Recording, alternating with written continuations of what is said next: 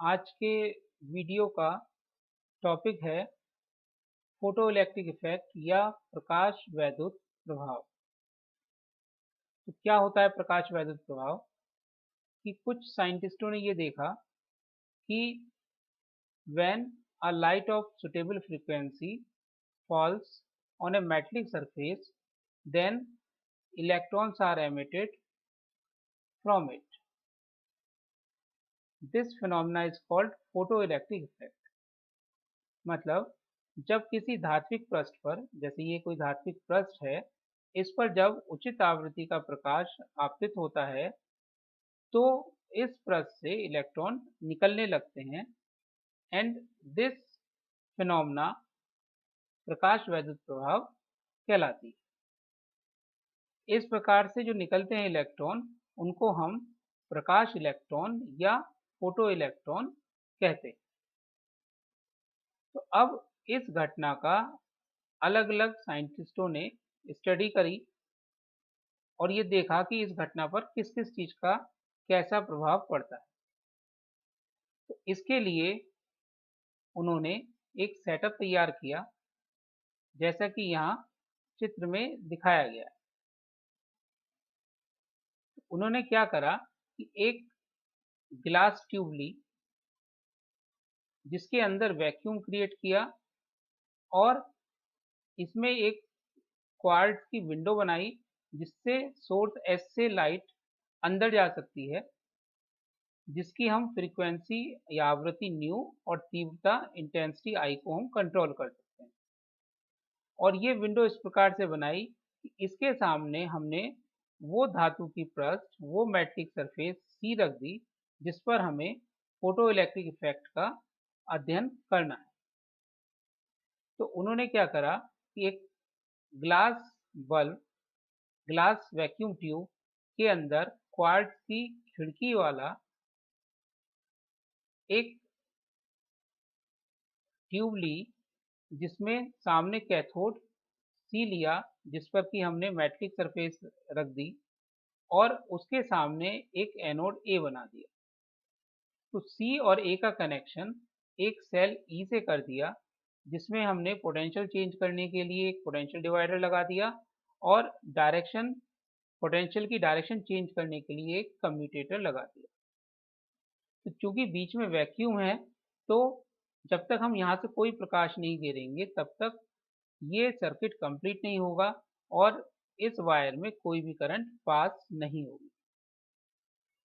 लेकिन ये देखा गया कि जैसे ही इस पर उचित आवृत्ति का प्रकाश सोर्स एस से निकलकर सी पर आता है तो प्रकाश वैद्युत की घटना के कारण सी से इलेक्ट्रॉन निकलने लगेंगे और वो ए तक पहुंच जाएंगे, यानी कि अंदर चार्ज का फ्लो हो जाएगा और सर्किट पूरा हो जाएगा, जिसके कारण वी के कारण इसमें एक करंट पास होने लगेगी जिसको हम फोटो इलेक्ट्रिक करंट कहेंगे।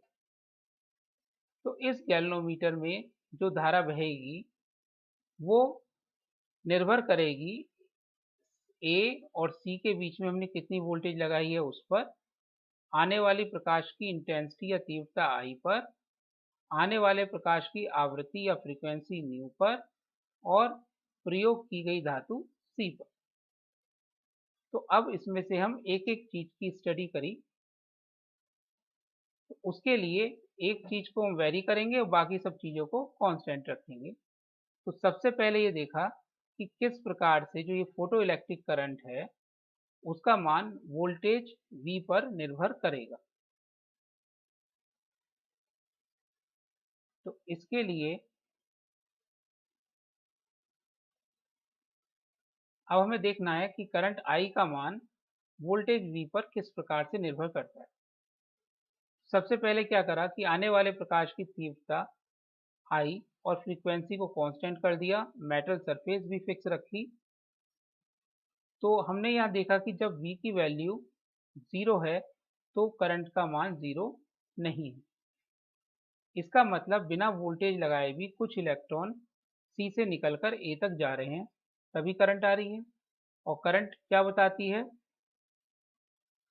आवेश प्रति सेकंड, चार्ज पर सेकंड। तो कितना चार्ज पर सेकंड सी से ए तक पहुंच रहा है। इसका मतलब 0 वोल्टेज पर भी कुछ इलेक्ट्रॉन C से निकलकर A तक पहुंच रहे हैं। जैसे जैसे V का मान हम प्लस में बढ़ाते हैं तो A पर पहुंचने वाले इलेक्ट्रॉनों की संख्या बढ़ेगी और इसी कारण धारा का मान बढ़ेगा। और जब C से निकलने वाले सारे इलेक्ट्रॉन पर सेकंड A पर पहुंचने लगेंगे तो करंट का मान कांस्टेंट हो जाएगा। इस कांस्टेंट मान को, करंट के कांस्टेंट मान को हम सैचुरेशन करंट या संतृप्त धारा कहते हैं। तो ये दर्शाता है कि जैसे जैसे हम V का मान बढ़ाएंगे धारा का मान बढ़ेगा, यानी पहले इलेक्ट्रॉन की प्रति सेकंड संख्या, निकलने वाले इलेक्ट्रॉन की प्रति सेकंड संख्या पहले बढ़ेगी और फिर कांस्टेंट हो जाएगी। अब इस ग्राफ में देखिए, अब अगर हम V को प्लस से कम्यूटेटर की हेल्प के द्वारा माइनस में कर दें तो क्या परिवर्तन आएगा। यहाँ आप देखते हैं कि अगर हम वोल्टेज को माइनस में करते हैं तो I का मान भी घटने लगता है। थोड़ा सा हम दिखाते हैं। तो जैसे जैसे V का मान नेगेटिव डायरेक्शन में बढ़ेगा तो करंट का मान घटेगा और एक ऐसा नेगेटिव V की वैल्यू आ जाएगी जिसपे करंट का मान घटकर 0 हो जाएगा। तो ये क्या बताता है कि अगर हम V की डायरेक्शन या हमने एनोड को नेगेटिव कर दिया तो इलेक्ट्रॉन भी खुद नेगेटिव हैं और एनोड पर भी नेगेटिव चार्ज है। तो जो इलेक्ट्रॉन C से निकल रहे हैं उन पर प्रतिकर्षण बल, रिपल्सिव फोर्स लगेगा और A पर पहुंचने वालों की इलेक्ट्रॉनों की संख्या कम होने लगेगी। तो प्रति सेकंड जो A पर पहुंचने इलेक्ट्रॉन उनकी संख्या कम होती चली जाएगी और V के एक विशेष मान V0 पर कोई भी इलेक्ट्रॉन A तक नहीं पहुंचेगा। अर्थात इससे हमें पता लगा कि निकलने वाले इलेक्ट्रॉनों की सभी की एक समान गतिज ऊर्जा या काइनेटिक एनर्जी नहीं होती। जिनकी काइनेटिक एनर्जी कम होती है वो पहले पहुंचने रुक जाते हैं ए पर, और जिनकी ज़्यादा होती है उस टाइम वो पहुंचते रहते हैं। लेकिन एक स्थिति ऐसी आती है कि मैक्सिमम काइनेटिक एनर्जी वाले इलेक्ट्रॉन भी एनोड तक नहीं पहुंच पाते हैं और धारा का मान शून्य हो जाता है। तो इस स्थिति में जो मैक्सिमम काइनेटिक एनर्जी है वो स्टॉपिंग पोटेंशियल या V0 के द्वारा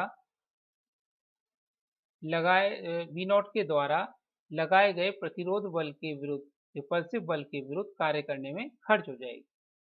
तो हम जानते हैं कि अगर दो पॉइंट के बीच में पोटेंशियल डिफरेंस V हो तो उनके बीच कार्य कितना होगा, E इंटू V।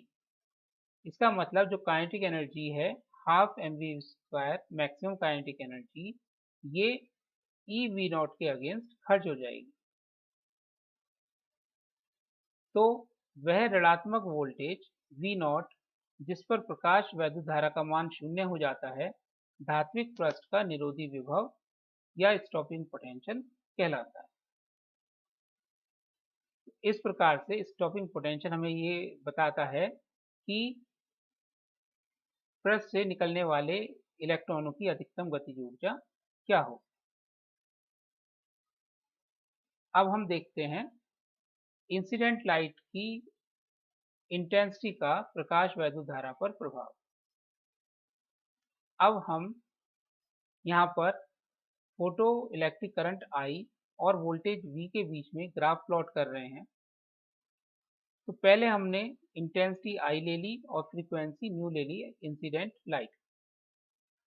तो ये देखा कि इसका ग्राफ पहले I की वैल्यू बढ़ेगी और बढ़ के फिर कांस्टेंट हो जाएगी और ये हमारी यहाँ पर सैचुरेशन करंट आ गई। अब हमने क्या करा कि फ्रीक्वेंसी न्यू को तो कांस्टेंट करा और तीव्रता I का मान हमने डबल कर दिया। यहाँ हम क्या देखते हैं कि V की वैल्यू 0 होने पर भी जो पहले I1 वैल्यू आ रही थी अब करंट का मान डबल हो गया। इसका मतलब करंट का मान डबल होने का मतलब कि C से प्रति सेकंड निकलने वाले इलेक्ट्रॉनों की संख्या डबल हो गई। यानी हम ये कह सकते हैं कि तीव्रता बढ़ने पर धात्विक पृष्ठ से निकलने वाले इलेक्ट्रॉनों की संख्या बढ़ जाती है, या कह सकते हैं कि प्रति सेकंड उत्सर्जित इलेक्ट्रॉनों की संख्या तीव्रता I के अनुप्रमानुपाती होती है।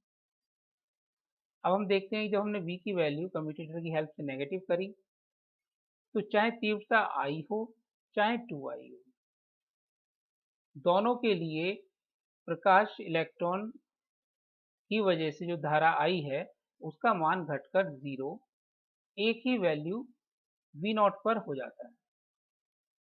इसका मतलब कि जो इलेक्ट्रॉनों की अधिकतम गतिज ऊर्जा है वो तीव्रता I पर निर्भर नहीं करती, चाहे तीव्रता I हो या 2I हो, उनकी अधिकतम गतिज ऊर्जा V0 यानी eV0 के बराबर ही रहेगी। तो निरोधी विभव या फोटो इलेक्ट्रॉन की अधिकतम गतिज ऊर्जा प्रकाश की तीव्रता I पर निर्भर नहीं करती। तीसरे पॉइंट की स्टडी के लिए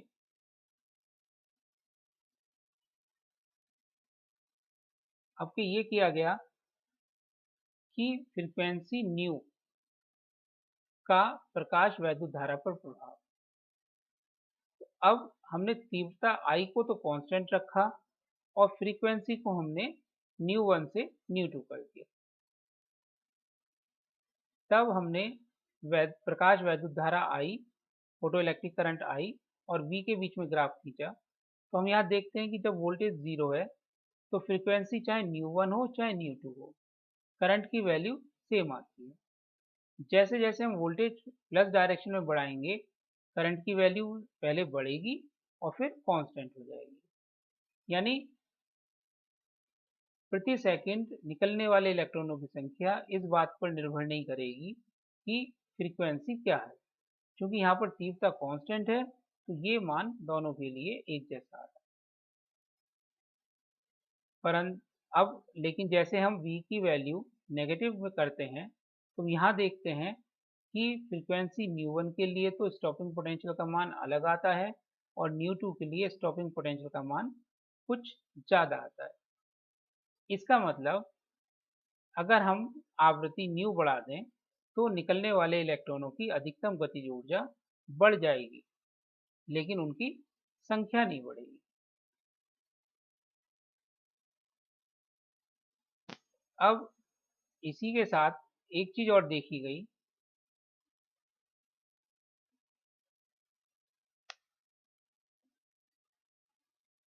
कि अगर हम उसी पृष्ठ के लिए,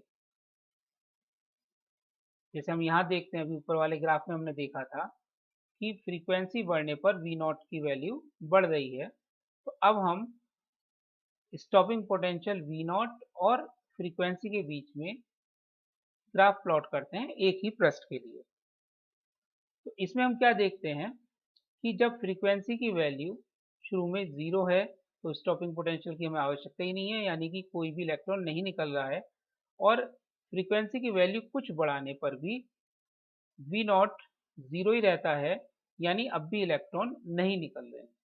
लेकिन जैसे ही आवृत्ति न्यू का मान एक विशेष मान ν0 से जरा सा ही अधिक होगा तो हमें कुछ स्टॉपिंग पोटेंशियल की जरूरत पड़ेगी वैद्युत धारा का मान शून्य करने के लिए। इससे हमें क्या पता चलता है कि जब तक आवृत्ति एक विशेष मान से कम है तब तक प्रकाश वैद्युत प्रवाह की घटना नहीं होती है, और उसके बाद V0 स्टॉपिंग पोटेंशियल का मान न्यू के साथ रेखीय रूप से बढ़ेगा।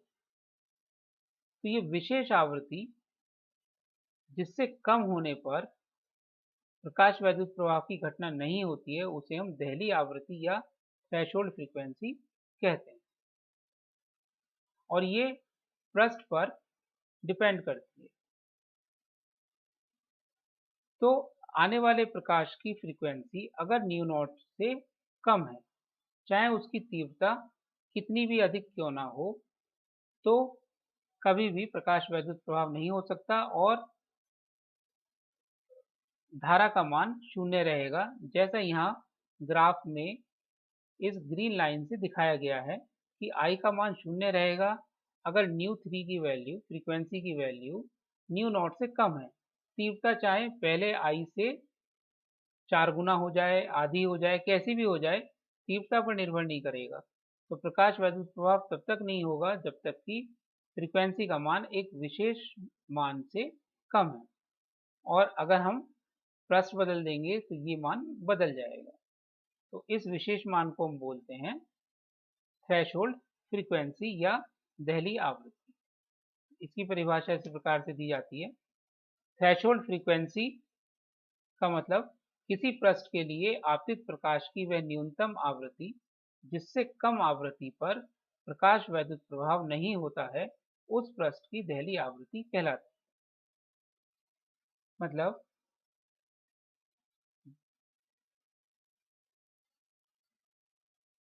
that minimum frequency of incident light for which if incident frequency is less than that frequency there is no photoelectric effect called threshold frequency of that surface।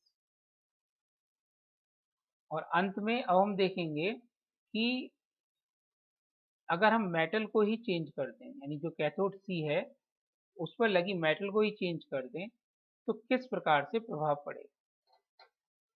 तो मान लीजिए अब हमने पहले पोटेशियम मेटल की कैथोड ले रखा है, तो उस पर हम स्टॉपिंग पोटेंशियल और आने वाले प्रकाश की फ्रीक्वेंसी न्यू, आवृत्ति न्यू के बीच में ग्राफ खींचेंगे। तो जैसा पहले ऊपर बताया है कि हमें एक स्ट्रेट लाइन मिलेगी और इसके लिए एक थ्रेशोल्ड फ्रीक्वेंसी होगी न्यू0 के। अगर हम मेटल को चेंज कर देते हैं, पोटेशियम की जगह सोडियम या जिंक लेते हैं, तो हम ये देखते हैं कि इनके लिए भी हमें स्ट्रेट लाइन मिलती हैं जो पहले वाली लाइन के पैरेलल होंगी, लेकिन थ्रेशोल्ड फ्रीक्वेंसी सबकी अपनी अलग अलग होगी।